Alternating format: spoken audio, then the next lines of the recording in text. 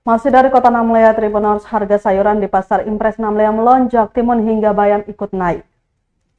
Harga sayuran di Pasar Impres Namlea Kabupaten Buru juga mengalami kenaikan signifikan. Kepada tribunambon.com, Nuri, seorang penjual di pasar tersebut, menyampaikan harga timun untuk pengambilan mencapai Rp200.000, naik jauh dari harga normal Rp80.000.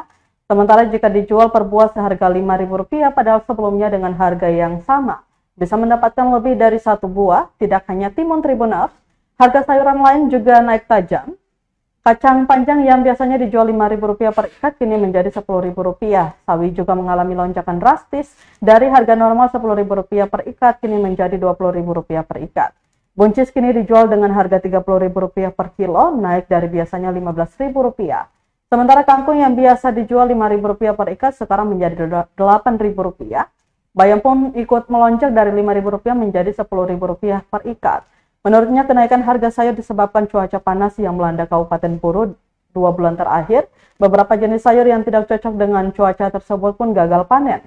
Meski demikian, ada beberapa komoditas yang masih stabil seperti kangkung potong yang tetap dijual dengan harga 2 ikat seharga Rp5.000, serta papari dan sekata yang masing-masing bertahan di harga Rp10.000 per 15 buah.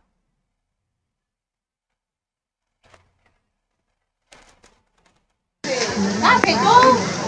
Kafe bukan kafe. Kafe. Kafe bukan kafe. Final. Sabar terus. Download Tribun X sekarang. Menghadirkan lokal menjadi Indonesia.